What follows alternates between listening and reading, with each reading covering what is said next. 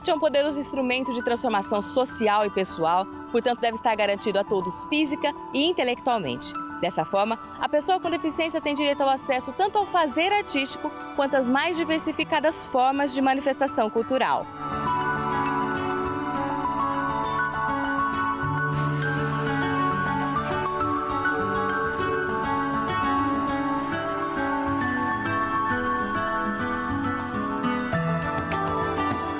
Aí eu sofri acidente, isso foi levando a arte cada vez mais distante, porque eu mesma, meu próprio preconceito me impedia de achar que era possível. Eu falava, ai gente, né, o que eu vou fazer, né? Não tem nada que eu possa fazer, né?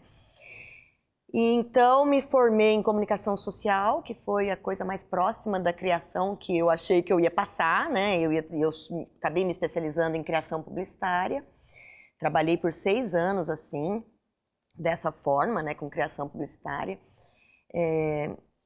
Entojei um pouco da finalidade da propaganda, né, essa coisa comercial, essa coisa de vender, criar necessidades para as pessoas criarem mais motivos para saírem das suas vidas, né, que é de uma maneira meio grossa de dizer, a publicidade faz muito isso com as pessoas, né? Criam necessidades para torná-las cada vez mais loucas, para ganhar dinheiro, para sair das suas vidas.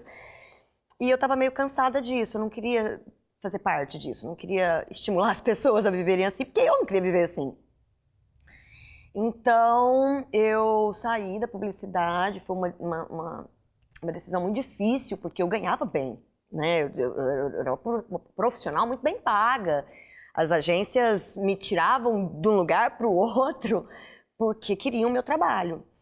Então foi uma decisão muito difícil, mas eu tomei essa decisão e eu pensei comigo, eu vou escrever um livro, que também me pareceu mais fácil para eu escrever um livro do que uma outra atividade artística que envolvesse a capacidade física na questão. Porque inicialmente a pessoa olha para você e ela só enxerga a tragédia, ela só enxerga a doença, ela só consegue ter piedade pela tua condição inferior à dele. E isso é muito ruim às vezes, dependendo da pessoa, porque essa pessoa começa a se achar mesmo superior. Eu não teria coragem se alguém não olhasse para mim e dissesse, não, você é artista sim. Porque muita gente dizendo, não, você é uma pessoa dependente e infelizmente, a vida para você vai ser muito restrita. No normal é isso que você lida no seu dia a dia, né? Até hoje. Hoje que eu sou independente, eu ainda lido com essa circunstância no meu dia a dia. A época da adolescência é uma fase muito difícil. Que todo mundo quer sair, todo mundo quer curtir, ficar e tal. E por muitas vezes eu me sentia um pouco excluída dos meus amigos, assim, né? E aí, por conta do vestibular, que você tem que ler muitos livros do vestibular, eu comecei a ler. Obrigado, porque eu não gostava de ler. E aí foi com um livro do José de Alencar chamado Lucila, que eu comecei a gostar de ler. E aí eu comecei a gostar de ler, e aí eu comecei a colocar tudo pra fora que eu sentia através das poesias. Aí veio que isso começou em 2001 para 2002. Eu tinha 17 para 18 anos. E aí eu comecei a fazer poesia.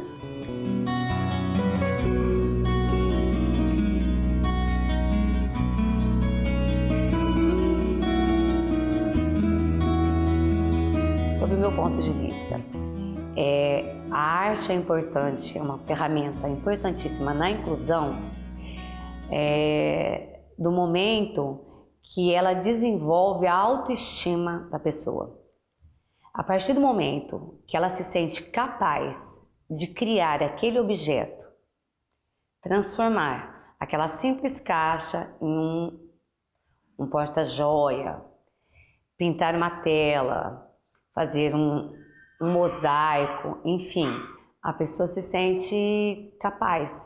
Então, como nós trabalhamos quase que na totalidade com materiais reciclados, justamente para promover não só a consciência ecológica, mas essa consciência de que este objeto pode ser transformado naquele objeto. E mais, quando ele olhar uma simples garrafa, ele já vai enxergar uma outra coisa ali, entendeu? Então isso ajuda no desenvolvimento cognitivo, né, da pessoa com deficiência. A gente foi acostumado o tempo todo ter que seguir um padrão do estereótipo perfeito, né? A pessoa tem que ter 2 pernas que funcionam, tem que ter 2 braços que funcionam, 2 olhos que funcionam. E quando se trata de arte, para mim, ela fala de informação, de repartir aquilo que o performance, ou o ator, ou o bailarino, ele propôs a estudar para as pessoas, para poder abrir a mente, não abrir a mente, mas talvez trazer uma reflexão. E quando fala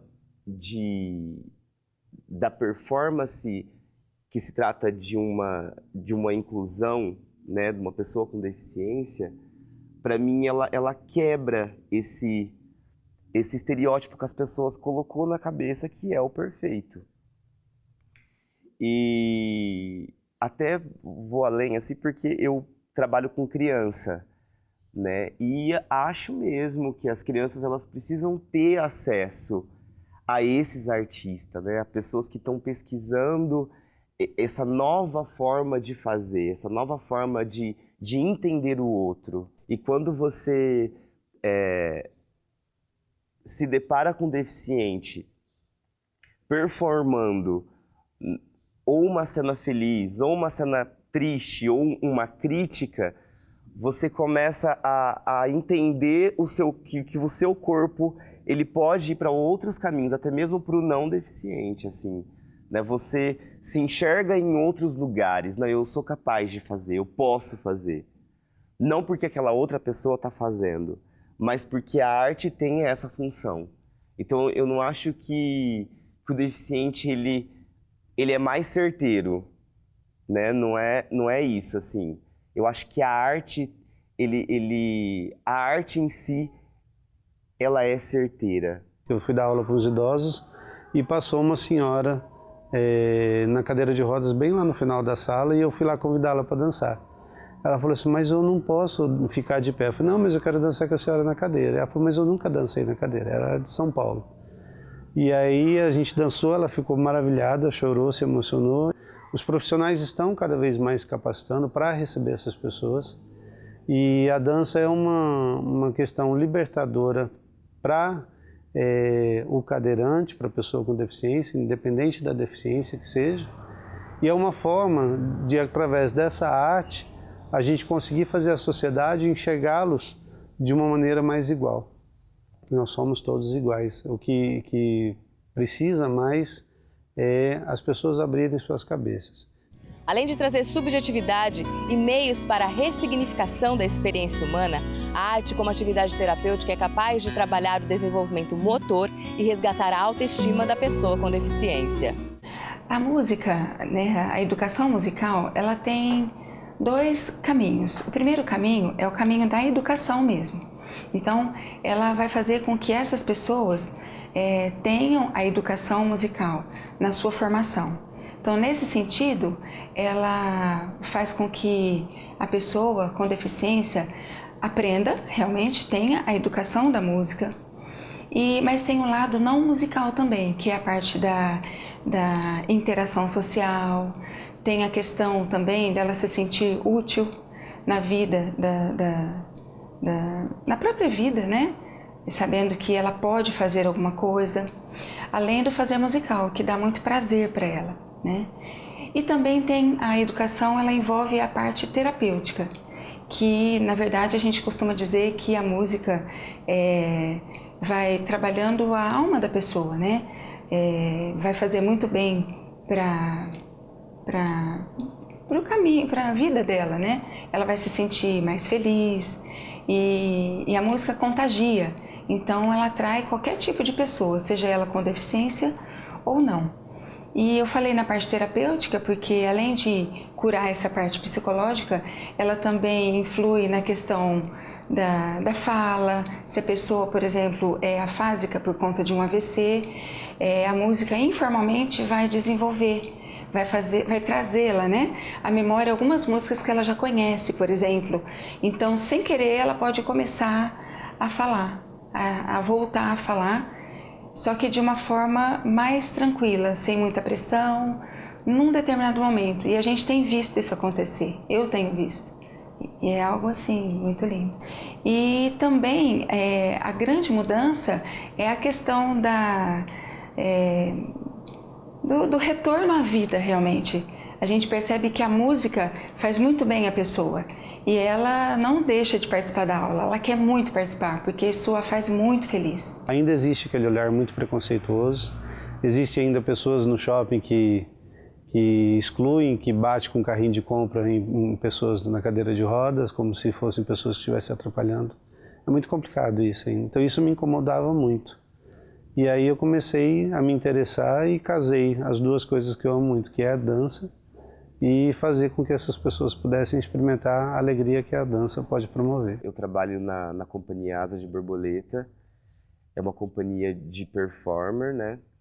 E nós temos a Vanessa Cornélio, que é a diretora da companhia, do projeto em si, e por várias vezes eu tive que buscar caminhos para continuar, para estar com ela, por exemplo, o dia inteiro. Eu tive que ficar, não vou falar o nome do teatro, mas enfim, mas eu tive que ficar num corredor com ela, para ela poder se maquiar, para ela poder, porque eu também não queria perder o contato, ter que subir para me trocar e depois descer e ver ela ali, porque não tinha acessibilidade, não tinha como. E tem teatros até que ela precisaria dar uma volta imensa para poder estar ali, né? Então, acho que já que o teatro ele tem esse papel de abraçar os artistas, então que abraça os artistas por completo, assim, né? Toda a classe teatral.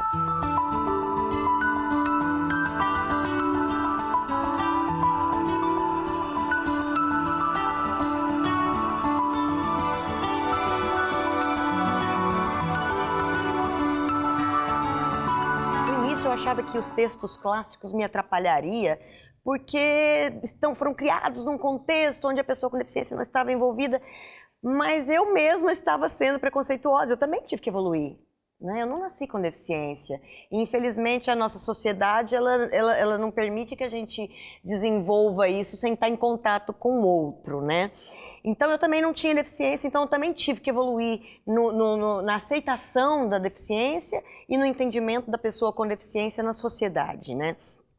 Então, hoje eu tenho certeza que eu posso fazer a Julieta. Por que eu não posso ser a Julieta? A Julieta podia ser cadeirante. O que impede a Julieta de ser cadeirante? Ela tinha uma questão amorosa, sentimental. Mas por que o cadeirante não tem essa questão? A questão do cadeirante ou da pessoa com deficiência de um modo geral é só deficiência? Não é. E quando eu comecei a fazer teatro, eu ouvi essa crítica. Ai, Vanessa, o que você acha que você vai fazer no teatro? Porque, nossa, todos os personagens vão estar atrelados à doença, a tristeza. Eu falei, credo! Eu comigo mesma depois. Falei, credo, mas credo. Eu não. Falei, não pode ser. Tem que ter alguma coisa que eu possa fazer que não, porque, poxa, não tá certo. Aí eu lembrei da Frida Kahlo. Foi assim, como uma iluminação divina mesmo, sabe? Como se os anjos viessem e me trouxerem. Porque eu conhecia a Frida Kahlo só da obra. Eu não tinha noção ainda que a Frida Kahlo tinha passado por todas as limitações físicas que ela tinha passado. Apesar de conhecer um pouco da obra, ver que ela tinha nessa questão física presente na vida dela, eu não conhecia a história dela. Então eu comecei pela Frida. E a Frida foi me mostrando que também não precisava ter uma deficiência. Isso que eu acabei de falar, que às vezes poderia passar simplesmente por uma questão psicológica, como tantas, que todas as pessoas no mundo passam. Então, assim, eu acho que tem espaço, eu acho ainda que as pessoas de teatro têm muito preconceito, mas preconceito gigante. É uma coisa que eu enfrento ainda, até com as pessoas que às vezes trabalham comigo. Às vezes não é assim... Tem que tomar muito cuidado quando eu falo isso. Porque quando eu digo que elas têm preconceito, eu não estou agredindo essa pessoa, eu estou dizendo que eu tenho. E a arte, funciona a arte-terapia, ou arte aqui, que eu não gosto de chamar de arte-terapia, né? Eu prefiro falar como arte mesmo. Nosso trabalho é um trabalho quase que na totalidade ecológico, nós trabalhamos muito com reciclado, porque nós acreditamos na conservação do meio ambiente, primeiramente, né? E na transformação dos objetos. Então, quando ele pega, o meu aluno pega uma caixa e transforma aquela caixa num tambor, ele está construindo um raciocínio para aquilo. Quando ele transforma um outro objeto em uma outra coisa, é uma construção, percebe? E a gente trabalha muito também com pintura, porque as cores ajudam muito no desenvolvimento cognitivo, e com mosaico, porque o mosaico você trabalha a psicomotricidade, os movimentos de pinça. O mosaico, nós trabalhamos a psicomotricidade, são os movimentos de pinça fino e movimento de pinça grosso, né? Além do dentro e fora, né? Então, numa simples aula de mosaico, você pode, se você for trabalhar um mosaico bizantino, por exemplo, você dá uma aula de história. Você vai dividir as cores do azulejo, você está trabalhando cores. Você vai dividir o número de pedras que vai em cada parte, você está trabalhando a matemática. Então você trabalha uma série de coisas numa simples aula de arte para o desenvolvimento cognitivo, entendeu? Para desenvolver a cognição. Eu cobro muito isso deles. Quando eles fazem aula, eu falo assim, a nossa dança não pode ficar presa aqui dentro das 4 paredes do hospital. Ela tem que ir para o palco para ser uma apresentação. Quando você vai num casamento de um primo, de um sobrinho, eu falei assim, eu cobro isso deles. Eu falei assim, você vai gravar um vídeo com você lá no meio da pista dançando com todo mundo, porque ela tem que sair das 4 paredes, ela tem que ser incluída. E eu falo que quando a pessoa com deficiência dança, principalmente os teplas e as pessoas com paralisia cerebral, elas não, parece que libertam o corpo, assim, elas se entregam às experiências motoras. A gente brinca, coloca algumas músicas que vai estimular elas a rebolar. Eu falo, mas eu não sei rebolar, eu não tenho bundinha para rebolar. Eu falo, não, e aí a gente vai desenvolvendo. É um trabalho muito de formiguinha, um trabalho muito de um processo muito demorado. Às vezes a pessoa vê eu fazer uma apresentação com alguma aluna, mas assim, ali tem um trabalho de 3, 4, 5 anos para chegar naquele nível dela perder a vergonha.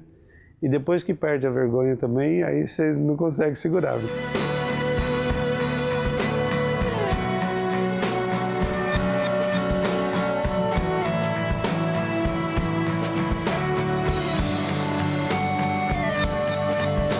Então a poesia pra mim é uma válvula de escape pra tudo aquilo que eu sinto.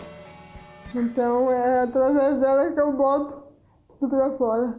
E a partir daí, através da poesia, que eu comecei das palestras, que eu comecei a ficar conhecida por causa do dom da poesia que Deus me deu. Então eu vi que não era a limitação do meu corpo, que isso é que me levava pra frente. Então eu aprendi a entrar na vida das pessoas através das poesias. Então a poesia é o meu cartão de visita. Eu falo que a poesia é minha no momento que eu escrevo.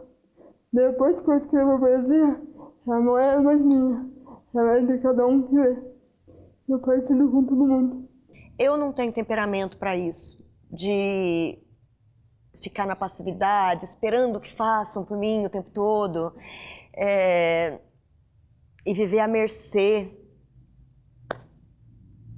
Eu não consigo enxergar essa opção. Então a opção que eu tenho é essa, é seguir adiante, e não é nem lutar. Eu não gosto de pensar em luta, porque luta, quando você luta, parece que você tem um inimigo. Eu não quero pensar num inimigo. Eu quero pensar em pessoas que ainda estão desinformadas, então eu quero ajudar a informar, eu quero ajudar as pessoas a entenderem apenas como entendem. Como hoje eu ouço assim, andantes, né? Pessoas que estão em plenas condições de vigor, chegar em mim e falar assim, eu faço teatro porque eu conheci você. A arte, ela acaba desmistificando alguns procedimentos, colocando essas discussões ali no palco, né? Trazendo à tona coisas que as pessoas ficam guardadas dentro delas. E a arte, ela não precisa que essa pessoa diga, exponha o que está guardado dentro delas, porque ela vai ver aquilo no palco, aquilo numa tela, aquilo no muro, que pode ser um grafite, né? Pode ser tanta coisa. A arte hoje está impregnada em tantos lugares, né? E aquilo ela pode trabalhar só dentro dela, não precisa necessariamente ser uma exposição daquilo que você não gosta de si mesmo, né? Porque a gente tem coisas que não gosta de si mesmo que às vezes não quer expor. A arte te dá essa oportunidade, porque você não tem que falar sobre isso, você tem que sentir e deixar ela trabalhar dentro de você, te transformar. A arte transforma.